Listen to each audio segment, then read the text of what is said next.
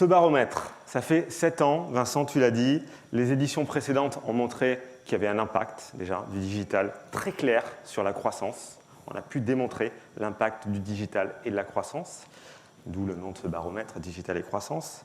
On est allé plus loin aussi. On a regardé depuis 7 ans les Digital Champions, analysé leur comportement, essayé de trouver les bonnes pratiques, de les partager au sein de l'Axel à travers plusieurs conférences. On a regardé les obstacles aussi avec nos partenaires, ces obstacles que vous connaissez bien, la formation, l'accompagnement, le financement. Donc tout ça a été regardé. Si on se replace dans le contexte dans lequel nous sommes, parce que vous le savez comme moi, le contexte est toujours clé, en 2020, c'était quoi? C'était une récession, c'était une crise majeure pour le commerce en général.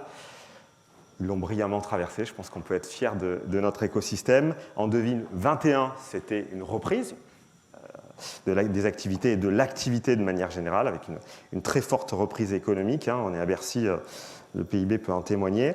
En 2022, un nouvel élan s'est lancé, une nouvelle dynamique. On en a beaucoup parlé l'année dernière. La digitalisation était vraiment en marche après une digitalisation un peu forcée en 2020 à cause d'une crise comme le Covid.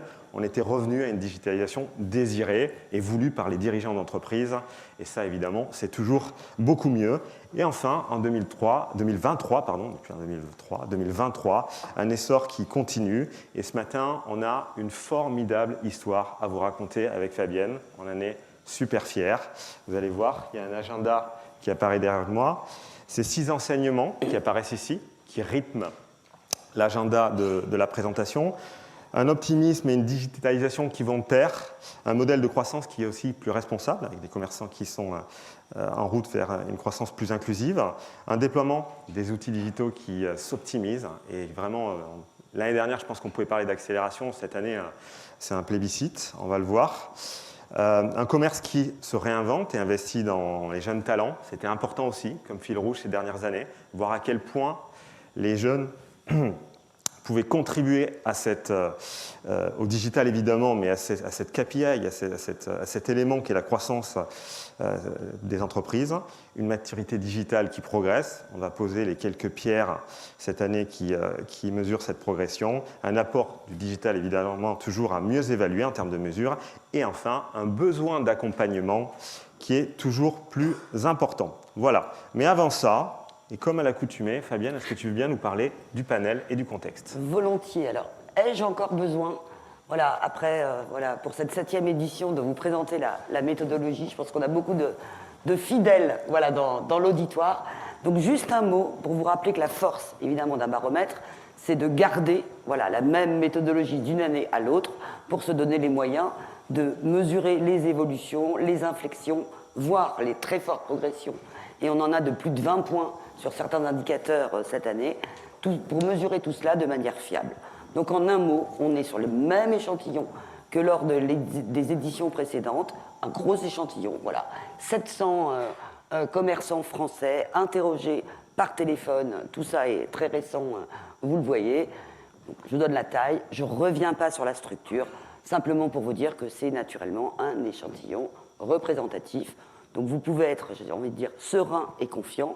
Les résultats qu'on partage avec vous aujourd'hui sont solides et fiables. Merci Fabienne. Peut-être juste rappeler qu'on différencie comme chaque année mais les moins et les plus de 20 entreprises, d'abord à des fins barométriques, mais aussi parce que les réalités sont différentes en fonction de la taille de l'entreprise. Donc vous allez le voir souvent, Fabienne et moi, rebondir et jongler sur cette différence. Chapitre 1. Des commerçants optimistes, et nous aussi ce matin, vers une croissance, je vais peut-être le prendre comme ça, merci, vers une croissance plus inclusive. Alors, le premier chiffre qu'on voulait vous partager ce matin, c'est que, parce que dans ce contexte c'est important, 41% des commerçants français s'attendent à un chiffre d'affaires en croissance. Alors nous aussi on est presque tombé de notre chaise en voyant ce chiffre, on ne s'y attendait pas, versus 16%. Vous allez me dire, non, il reste 59 qui n'attendent pas de la croissance. Non, ce n'est pas aussi simple que ça. 16% s'attendent à un retrait de ce chiffre d'affaires en 2023. Et les autres sont indécis, ou en tout cas mis sur une croissance stable. Ne savent pas ou misent sur une croissance stable. Donc, en résumé, c'est 41% versus 16%, donc 41% d'optimistes, c'est significatif. Alors, si on commence par les moins bonnes nouvelles pour aller vers les bonnes nouvelles, c'est sûr que quand on regarde dans ces 16%, pour certains, c'est jusqu'à moins 13% de croissance, c'est beaucoup. On ne va pas se voiler la face, on le sait. Dans le commerce en particulier, il y a certaines verticales, certaines industries qui sont en difficulté. Je pense notamment à nos amis du textile. C'est une verticale qui est compliquée cette année et qui est en difficulté, et d'autres qui vont beaucoup mieux. Donc c'est vrai, voilà, tout le monde ne va pas bien, toutes les entreprises ne vont pas bien. Il y en a pour lesquelles c'est très difficile. Cette année 2023 est très difficile. De l'autre côté du spectre, et des optimistes et de ceux qui attendent une croissance. En revanche, là, on a une accélération, donc plus 7 points, d'un point de vue barométrique, décidément ces mots ce matin, je vais y arriver, barométrique, plus 7 points, des entreprises qui tapent sur une croissance de plus de 5%, ce qui dans le commerce est très significatif, plus de 5% de croissance. Je suis sûr que Bercy nous aidera à analyser l'impact de tout ça sur le PIB. Voilà, donc un très beau chiffre pour démarrer, d'optimisme, avec 41% des entreprises qui s'attendent à un chiffre d'affaires en croissance, et une croissance significative pour 10% d'entre elles. Alors, j'ai employé ce mot de vision d'une croissance plus inclusive. Ça veut dire quoi, une croissance plus inclusive? Cette année, on a rajouté une question au baromètre. On s'est dit, c'est bien de poser la question de la croissance, mais moi, dans mon entreprise, je pense que chacun d'entre vous dans vos entreprises, quand on parle de croissance aujourd'hui, par rapport à 7 ans, ça a changé. On parle d'une croissance juste du chiffre d'affaires. On parle d'une croissance responsable.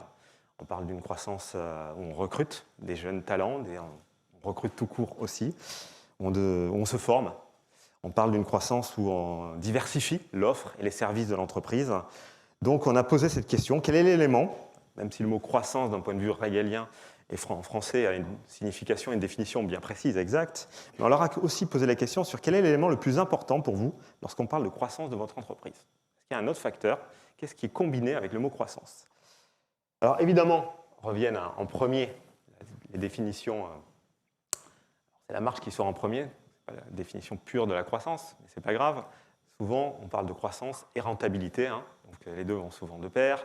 Donc les deux premiers éléments qui ressortent, c'est la marge et le chiffre d'affaires.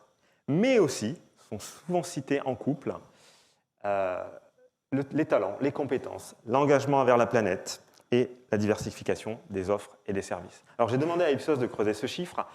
Les deux éléments qui ressortent en premier, ce n'est pas marge et chiffre d'affaires, c'est souvent chiffre d'affaires couplé avec compétences, ou chiffre d'affaires couplé avec impact sur l'environnement, ou croissance couplée ou marge couplée avec compétences, avec les facteurs qui viennent après.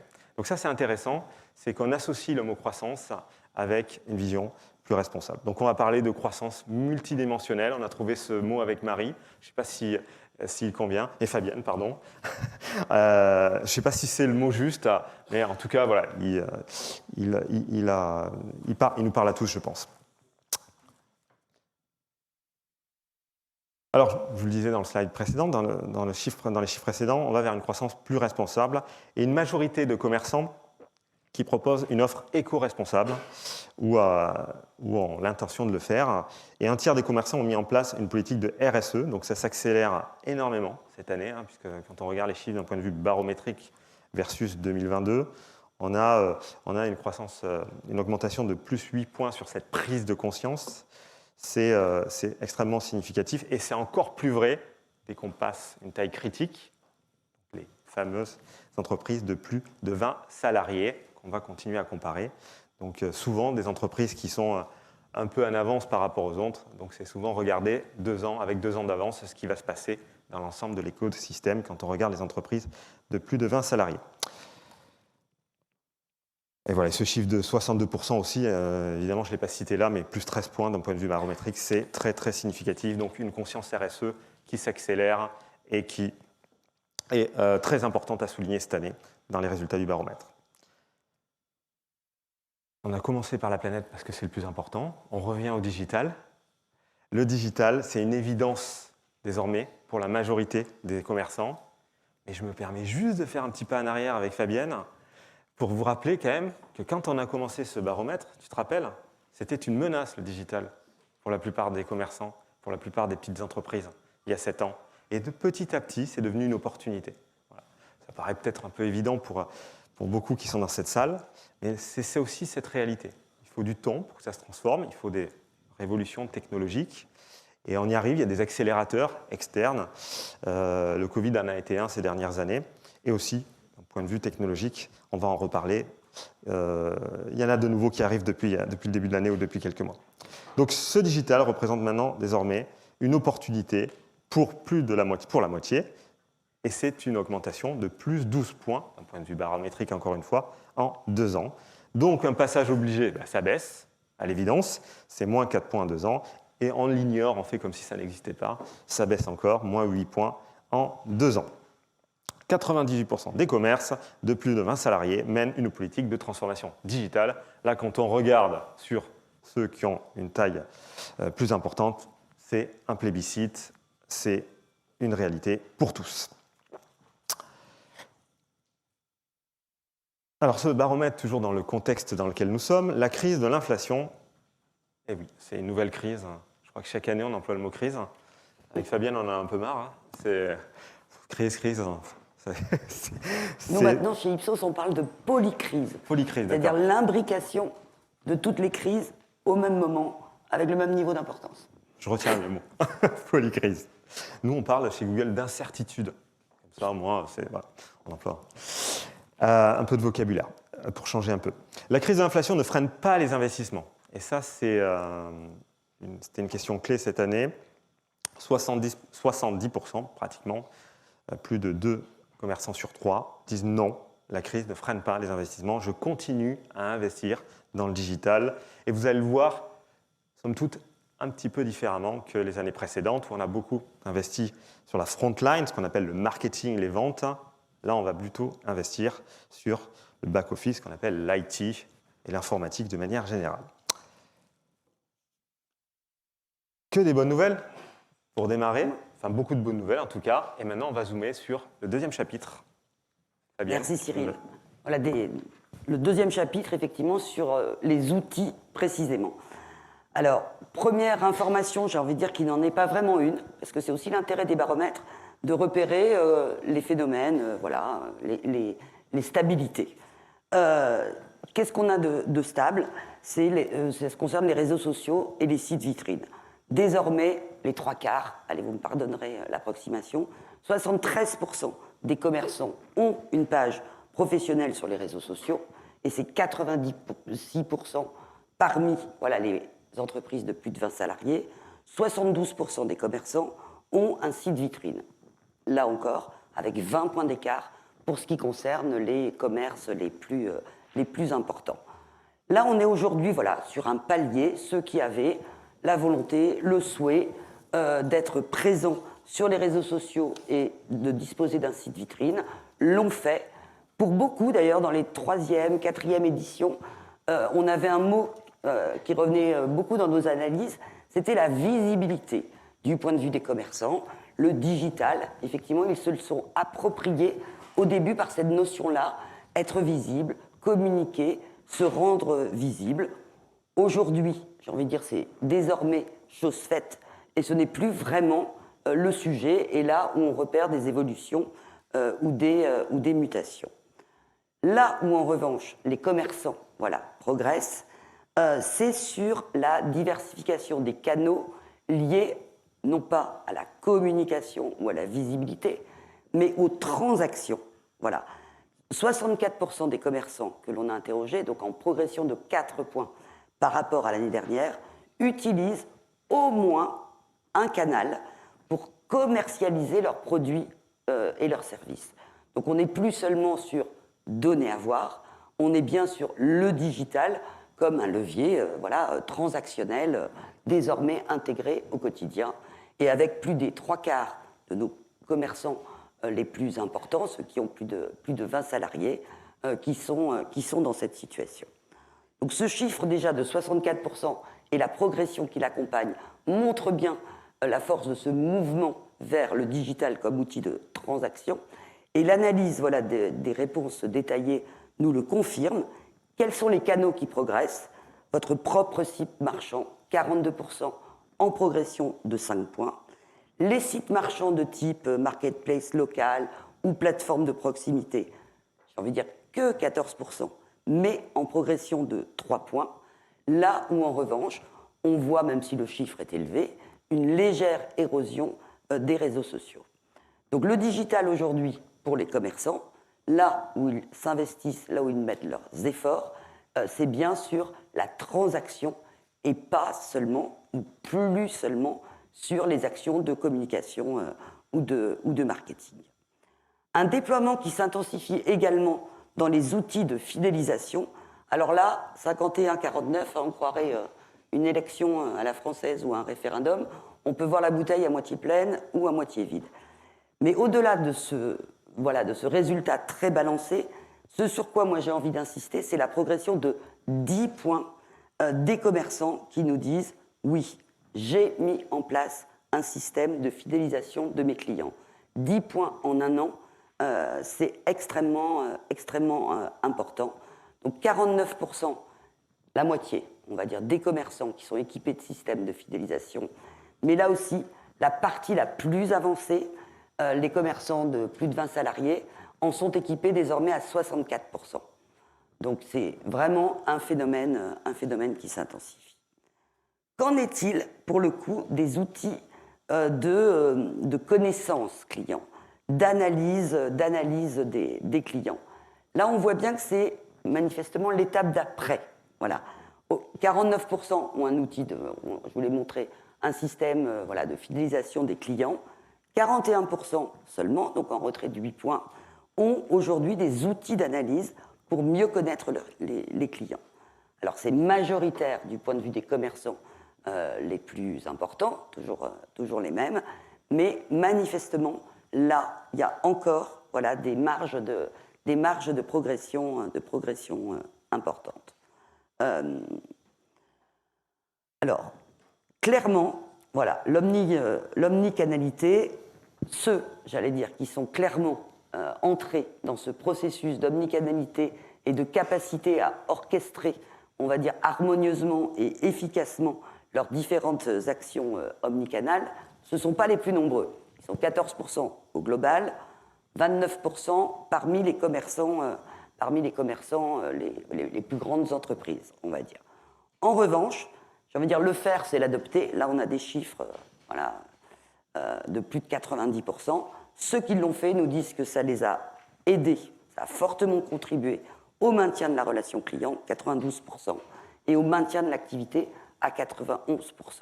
Donc là, j'ai envie de dire, c'est un constat qui ne se commente guère, tellement les chiffres sont élevés. Mais les outils ne suffisent pas, et ne seraient évidemment rien sans des gens derrière, à côté, pour les faire vivre et en maximiser l'efficacité. Tu veux dire qu'on peut faire fonctionner la tech et les gens ensemble? Talent, ça marche? Je pense. Je suis d'accord avec toi. En tout cas, chez Ipsos, c'est la stratégie. Best people and best technology. Écoute, donc j'y crois. Chez nous aussi et chez beaucoup d'entre nous aussi, je crois.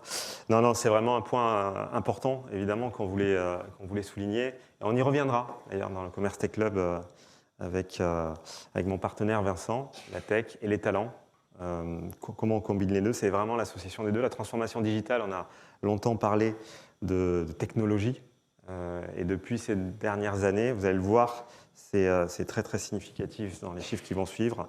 Finalement, c'est les gens, les personnes, les formations, les compétences, les talents qui font souvent aussi la différence. Donc sans transition, le premier chiffre sur ce chapitre qu'on voulait vous partager, c'est qu'une large majorité des commerces aujourd'hui disposent des compétences digitales. C'est plus 7 points. Alors on l'a vu ces dernières années à travers les magnifiques tables rondes qu'on a pu organiser à travers ce baromètre. Ça s'est fait beaucoup à travers les jeunes, à travers des stagiaires souvent, à travers du recrutement souvent pas toujours prévu mais accéléré, on va dire. Donc ça, c'est un vrai asset qui s'est développé ces dernières années. Et quand on regarde, on va revenir, il y a une super table ronde juste après, donc stay tuned et restez là surtout, pour en discuter, animé par Vincent, sur le sujet de la formation. C'est 42% aujourd'hui qui ont mis en place des formations donc, allez, on n'est pas loin de la moitié quand même, pour accompagner leurs collaborateurs à cette transformation digitale qui est, on ne va pas se le cacher, une never-ending story, hein, en 3 mots comme on dit en anglais. Ça ne se terminera jamais puisque la technologie, tout évolue, et surtout les consommateurs ont des habitudes de consommation qui changent grâce à la technologie. Donc 62% d'un côté plus 7 points, 42% de l'autre plus 6 points. C'est de très beaux chiffres. Et bon, ça suit. Ouais, super. Des formations pour des compétences, évidemment, en informatique, en bureautique et marketing et en communication. Je vous le disais un peu tout à l'heure, ces dernières années, le marketing et les ventes ont été beaucoup mis en avant à travers l'essor des pages sur les réseaux sociaux, à travers les pages des sites, des propres sites, à travers plein de choses. Il fallait mettre en avant ces produits, ces entreprises. Aujourd'hui, on a le sentiment finalement qu'on consolide un peu tout ça et que l'entreprise, la transformation digitale, c'est un tout, c'est aussi des outils pour les collaborateurs, pour l'efficience, l'efficacité. Et on le voit bien avec l'essor de l'intelligence artificielle depuis le début de l'année. Il y a tout un sujet de productivité, d'efficacité qui revient dans les entreprises. Et c'est aussi vrai chez les commerçants à travers l'informatique, les outils et la bureautique. Un jump, une accélération de plus 5 points. Je me permets juste de revenir sur le point d'avant. On a dit qu'on ferait des passes avec Fabienne. L'omnicanalité, vous savez peut-être que c'est un sujet qui me tient à cœur. 19% seulement ont mis en place cette omnicanalité. On se leurre plus sur ce que c'est maintenant l'omnicanalité. C'est ça qui est intéressant aussi chez les commerçants. Avant, on pouvait dire qu'on était omnicanal en ayant une page sur un réseau social. J'ai ma page, je suis visible, je suis omnicanal. Non, ce n'est pas ça l'omnicanalité. C'est évidemment combiner aujourd'hui des offres et des services, quel que soit le canal pour ses clients, pour ses consommateurs. Donc ça veut dire avoir mes stocks en temps réel disponibles sur mon site web ou sur une plateforme tierce. Ça veut dire pouvoir faire livrer mes produits, ça veut dire pouvoir les retirer en magasin et acheter en ligne. Voilà, c'est combiné, c'est bien la synergie du magasin et du canal numérique. Donc voilà, il y a aussi cette prise de conscience. On ne se leurre plus sur la définition des mots. On sait très bien, clairement maintenant, quand on pose cette question, ce que ça veut dire. Et donc derrière, on forme et on s'équipe en outils, comme l'a mentionné Fabienne. Alors, le recrutement de profils pour accompagner la digitalisation continue, encore une fois, cette dimension recrutement, elle est importante. On la suit d'un point de vue barométrique de manière très, très précise. Il y a une augmentation des profils spécifiques, parce que la transformation digitale, c'est aussi un peu complexe. Hein, c'est pas que ça, même si on essaye, en tout cas dans ce baromètre avec tous les partenaires, de simplifier les choses. C'est 21% aujourd'hui de recrutement spécifique, plus 2 points, et 41% pour les entreprises de plus de 20 salariés. Et quand on regarde par fonction, par fonction régalienne dans l'entreprise, le marketing et la com restent en tête, évidemment, quand on parle de digital. Néanmoins, ça baisse un peu. Après une forte accélération ces dernières années, ces 2-3 dernières années. Les ventes de la même façon et accélèrent juste derrière les systèmes d'information, la logistique, les achats, d'autres fonctions transverses et régaliennes de l'entreprise aidées par l'informatique et le numérique. Je passe les ressources humaines et la R&D qui sont beaucoup plus petites pour l'échantillon qui nous concerne. Est-ce que ça défile? Ouais, tout seul. Ah, génial. Hop. Ça défile vraiment tout seul, merci pour ces slides. Avec une forte progression pour des jeunes talents. Donc ça veut dire qu'on recrute aussi beaucoup, je vous le disais à l'instant, des jeunes stagiaires, des alternants, des apprentis ou des jeunes diplômés. Ça, c'est chouette, parce que le digital, c'est aussi un vecteur de recrutement pour les plus jeunes et en particulier les jeunes diplômés. C'est vrai pour 75% des entreprises. En général, quand on fait le cumul de 60% qui ont recruté des jeunes et 15% qui l'envisagent, voilà, ça veut dire que 3 entreprises sur 4 aujourd'hui considèrent embaucher des jeunes et des jeunes talents sur le numérique. Voilà. Différents moyens pour le faire, différentes façons pour le faire. Évidemment, l'alternance reste un levier très important, mais aussi les stagiaires, les embauches tout court, les CDI ou les CDD pour les jeunes diplômés. Voilà, c'est encore plus vrai pour les jeunes diplômés pour les entreprises de 20 salariés, où là, vous voyez ce plus 15 points d'un point de vue barométrique en bas à droite. 54% aujourd'hui qui considèrent embaucher des jeunes diplômés pour les entreprises de plus de 20 salariés. Pardon. Et donc, une expertise. Pourquoi on va embaucher des jeunes? Pourquoi? Est-ce que c'est parce qu'ils coûtent moins cher? Réponse facile, réponse peut-être un peu trop rapide. Ben non. Les chefs d'entreprise nous disent que ce n'est pas pour ça. C'est parce qu'ils apportent, en français, c'est une longue phrase, une aide précieuse dans la transformation digitale. En anglais, je me permets de faire un peu d'anglicisme ce matin, on dit problem solving. Ils trouvent des solutions. Et je crois que c'est aussi ce mindset, je crois que Vincent appellera ça des soft skills dans le monde de la formation, qui sont d'abord reconnus, et c'est, d'un point de vue year on year ou barométrique, un plus 9 points sur ce baromètre cette année. Évidemment, d'autres éléments arrivent derrière, ils maîtrisent bien les outils numériques, peut-être un peu mieux que nous. Pardon de vous inclure dans mon cercle ce matin. Ils sont bien formés sur le digital, ils coûtent moins cher, arrivent en 4e position, et l'État subventionne ces embauches. Ça peut compter aussi, évidemment, ça peut aider. Le financement joue un rôle. Alors, des attentes envers les jeunes qui portent sur leur capacité d'adaptation et leur créativité, et les qualités donc, à développer. On leur a demandé quelles sont les qualités que doivent développer ces jeunes aujourd'hui pour avoir l'impact dans vos entreprises. On revient sur identifier un problème et trouver des solutions, qui reste assez cohérent. Voilà, c'est le premier élément qui importe les dirigeants aujourd'hui, la capacité à comprendre les besoins de la structure, qui baisse un peu, c'est peut-être pas le plus important, même si ça reste toujours très important, plus de la moitié. La créativité, la capacité à résoudre des problèmes complexes, l'esprit critique, je m'arrête sur cette dimension qui à ne pas oublier. Quand on est souvent jeune diplômé, on est un peu plus timide. Cette génération Z qui arrive, vous la connaissez peut-être aussi, comme moi, elle est moins timide. Elle dit ce qu'elle pense. Et c'est aussi une compétence que recherchent les commerçants et les dirigeants d'entreprise. Une maturité digitale qui progresse. Voilà, les risques et les leviers bien identifiés. On voulait ce matin aussi regarder qu'est-ce qui progresse très concrètement. Alors, on est en 2023, je vous l'ai dit tout à l'heure, le contexte est clé. On a zoomé sur 2-3 choses, si vous le permettez, sinon la conférence, elle durerait quelques heures. On va parler d'abord de cybersécurité. Je ne suis pas un spécialiste, donc je ne vais pas m'étendre des heures, vous inquiétez pas, mais c'est un sujet. Tous dans la presse, voilà, des attaques en termes de cybersécurité.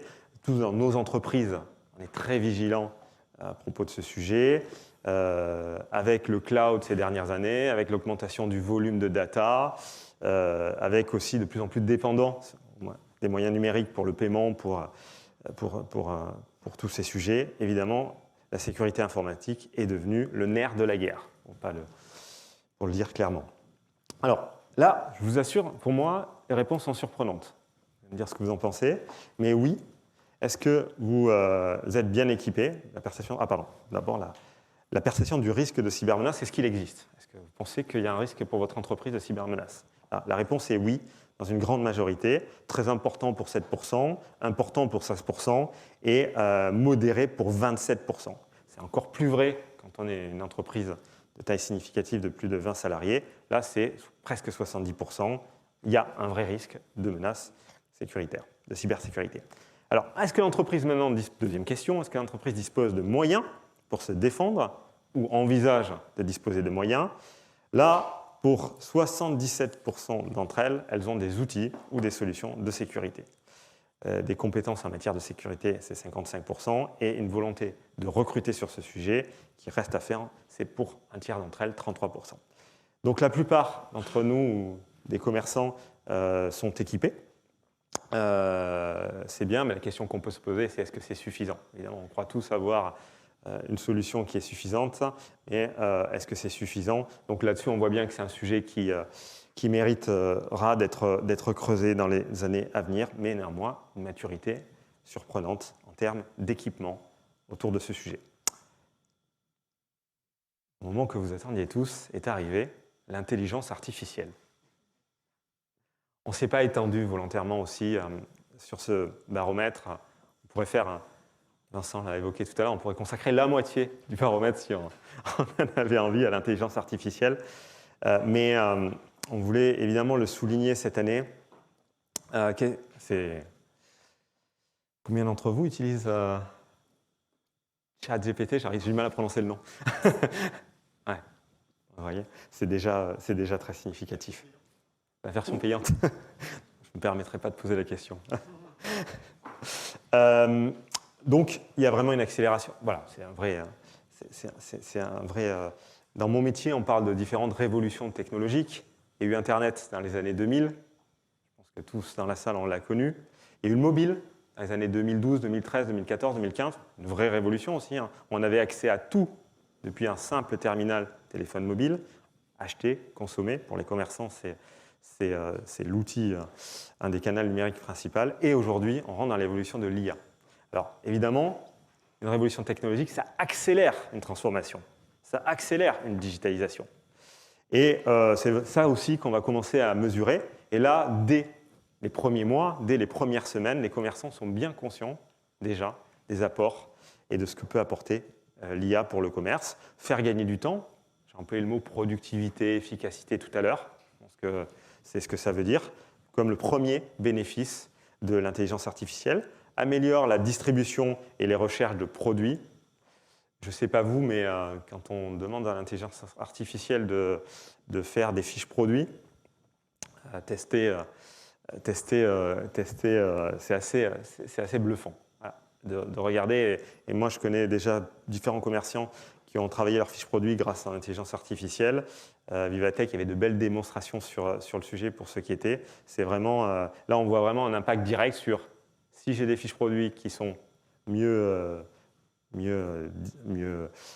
plus vendeuses, on va dire, forcément, les gens cliquent plus ou les gens ont plus envie d'acheter et forcément, ça a un impact sur mon chiffre d'affaires. Donc là, c'est très cohérent, tout ça, et un bénéfice qui est extrêmement clair. Améliorer l'efficacité des process et diminuer les coûts, en interne aussi.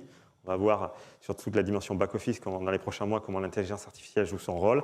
Permet de mieux cibler la clientèle, donc toujours ce souci d'efficacité et de ciblage dans le digital qui ne va pas disparaître. Permet donc la personnalisation qui arrive derrière grâce à l'intelligence artificielle pour ceux qui font du marketing. Permet une bonne relation client et enfin permet de trouver des nouvelles sources de revenus. C'est encore plus vrai pour les entreprises de plus de 20 salariés en termes de bénéfices. Les bénéfices s'accentuent. J'en ai fini et on va regarder le potentiel, chapitre 4. Alors, un potentiel effectivement à exploiter. Effectivement, au fil des éditions, on a vu les commerçants passer par différents stades de maturité. Bon, et effectivement, on a de très beaux résultats aujourd'hui. Une majorité des commerçants reconnaissent une contribution du digital dans leur chiffre d'affaires. Une majorité, certes, une courte majorité néanmoins, 51%, même si c'est un score qui progresse et qui est bien plus élevé chez les commerçants dans les entreprises de plus de 20 salariés.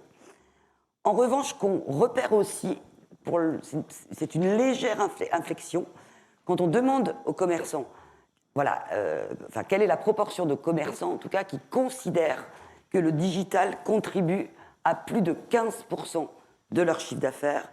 Cette année, on a une mesure de 24%, on était plutôt à 27% l'année dernière.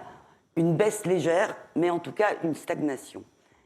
Et au-delà de ce qu'ils nous disent dans cette slide-là, et je m'en expliquerai après, manifestement, le problème, la difficulté aujourd'hui, c'est la difficulté pour les commerçants à mesurer finalement l'impact du digital dans leurs résultats ou dans la croissance. Donc les besoins en termes d'accompagnement n'ont jamais été aussi forts. Effectivement, plus on avance, plus on sait, plus on s'équipe, plus on sait aussi ce qui nous manque et ce qu'on devrait faire. 31% des commerçants cette année nous disent qu'ils ont vraiment besoin d'accompagnement pour mener à bien leur transformation digitale. C'est 7 points de plus que l'année dernière. Donc en gros, on passe d'un quart à quasiment un tiers des commerçants qui ont vraiment besoin de soutien et d'accompagnement. Alors, quel type d'accompagnement? De quoi ont-ils besoin? J'allais dire les fondamentaux restent. Voilà, une part importante des commerçants ont toujours besoin d'être accompagnés pour maîtriser les outils digitaux, pour savoir par où commencer, nous disent-ils, ou pour développer un canal de vente en ligne. J'allais dire, les besoins d'hier n'ont pas disparu. Mais de nouveaux besoins, au fur et à mesure, justement, de la maturité, de l'expertisation, de l'équipement, de nouveaux besoins émergent à des niveaux extrêmement importants. Premier, 91%, faciliter l'appropriation des outils digitaux par les collaborateurs. Voilà. Plus les commerçants avancent sur ces transformations, plus ils ont besoin que la digitalisation, la transformation numérique, ce ne soit pas l'affaire d'une équipe ou de 3 jeunes voilà, dans un coin, mais que l'ensemble voilà, des personnels, des collaborateurs, soient conscients et engagés sur ce chemin. 91%, progression de 6 points en un an. Indicateur totalement corrélé, hein, faciliter les changements dans l'organisation interne et les méthodes de travail. Effectivement, la transformation numérique, ce n'est pas l'affaire de quelques-uns, ce n'est pas l'affaire d'une équipe, c'est une transformation voilà, qui doit, pour être efficace, embarquer l'ensemble des personnels des commerces. Et là aussi, vous le voyez à la fois à un niveau très élevé, 88%, mais une très forte progression. Et puis, et moi, c'est le chiffre voilà, qui m'a le plus surpris, titillé quand j'ai vu les résultats, évaluer le retour sur investissement. 86% des commerçants aujourd'hui déclarent avoir besoin d'être accompagnés pour évaluer le retour sur investissement de tout ce qu'ils mènent comme transformation digitale. C'est une progression de 22 points. Je pense, j'espère ne pas être démenti, que c'est la progression la plus forte de tout le baromètre. Ça signifie qu'ils ont déjà passé beaucoup d'étapes au cours de ces différentes éditions. On a eu la prise de conscience. Au début, effectivement, un peu forcée. Bon, c'est une menace, mais on peut pas, voilà, on va pas y couper. Et puis, il y a eu les différentes phases d'accélération et aussi cette période Covid qui a servi de catalyseur. Donc, aujourd'hui, les commerçants ont le sentiment, déjà, d'avoir beaucoup de s'être profondément transformés, d'être déjà engagés sur ce chemin de la digitalisation. Ils ont encore des projets d'investissement, d'équipement, de formation, de recrutement, et on les a vus. En revanche, ils sont un peu plus à la peine quand il s'agit d'évaluer le ROI, tout simplement, de ces différentes transformations qu'ils ont engagées ou dans lesquelles ils vont s'engager à l'avenir. Donc, quand on dit accompagnement, qui ? Voilà, quels acteurs pour les accompagner ? Jusqu'à maintenant, ils ont sollicité principalement les banques, j'allais dire un partenaire quotidien habituel de ces commerçants, des agences de communication et les chambres de commerce et d'industrie en troisième position, mais en progression de 6 points.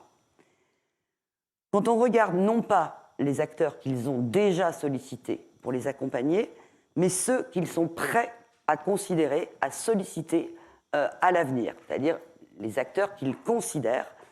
Là, ce qui est intéressant, c'est qu'on a à la fois le même trio, mais alors pas du tout dans le même ordre que ce qu'ils ont fait par le passé, et que les chambres de commerce et d'industrie s'imposent comme leader, comme premier choix des commerçants, et quelle que soit leur taille, pour les accompagner à aller plus loin dans cette transformation digitale.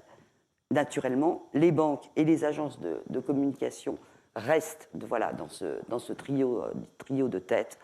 Mais on trouve aussi des éditeurs de solutions en ligne, la BPI, des organismes publics d'emploi, ce qui semble quand même indiquer qu'aujourd'hui, les commerçants considèrent une plus grande pluralité d'acteurs possibles pour aller plus loin. Rien que la forme, d'une certaine manière, de l'histogramme, vous voyez que sur ce qu'ils ont déjà fait, il y a des gros chiffres, et puis très vite, on descend quand même à des petits chiffres. Inversement, dans les organismes ou les types d'acteurs qu'ils considèrent et voilà, dont ils souhaitent vraiment qu'ils les accompagnent et qu'ils les soutiennent, on a à la fois une plus grande variété d'acteurs et une hiérarchie différente avec les CCI en tête. Alors, les demandes de financement, pour l'instant, voilà, restent modestes, 4% seulement des commerçants voilà, ont eu recours à des demandes de financement spécifiques pour leur transformation digitale, mais 18% envisagent voilà, d'y recourir dans l'année à venir, et c'est essentiellement par le biais d'une demande de subventions régionales ou locales. On me fait signe que la montre tourne. Donc peut-être en guise de pré-conclusion, moi ce que j'ai envie de retenir, mais je te laisserai évidemment le mot de la fin, Cyril, c'est qu'il me semble qu'on est voilà, aujourd'hui au tournant de l'expertisation et de la professionnalisation. Il y a eu énormément de choses de faites, beaucoup d'énergie, beaucoup d'efforts, parfois, on va dire un peu, pas toujours dans l'ordre, voilà, beaucoup d'énergie, beaucoup d'envie, beaucoup d'engouement, pas toujours dans l'ordre, avec aussi des effets d'opportunité, un stagiaire, que sais-je, une association de commerçants, etc., etc. Qu'aujourd'hui, toutes ces étapes-là ont été franchies et qu'on voit bien à travers voilà, les demandes d'accompagnement que les commerçants se sont expertisés, leurs besoins d'accompagnement sont plus sophistiqués et donc ils ont vraiment besoin aujourd'hui pour aller plus loin dans cette transformation, d'être peut-être plus que jamais voilà, soutenus et accompagnés. Merci beaucoup Fabienne, et je suis complètement d'accord avec toi.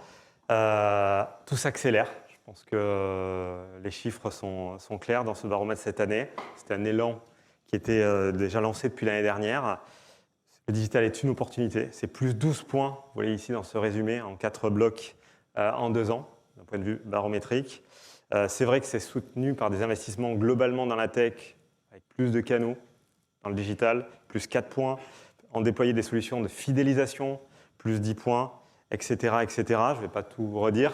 Il y a encore des marges de progression importantes. La mesure et le ROI pour près de la moitié d'entre eux ne reconnaissent pas ou ne savent pas mesurer. Ça reste un élément important par rapport au numérique et au digital de manière générale. Et enfin, des besoins d'accompagnement qui sont en hausse et extrêmement significatifs, notamment autour du ROI. Si je fais le parallèle avec ce que je viens de dire avant, c'est plus 22 points, tu le disais, je pense que c'est le chiffre peut-être le plus fort de ce baromètre. En une phrase et en conclusion pour ma part, pour remettre les choses dans leur contexte, tout le monde connaît la loi de Moore, je pense.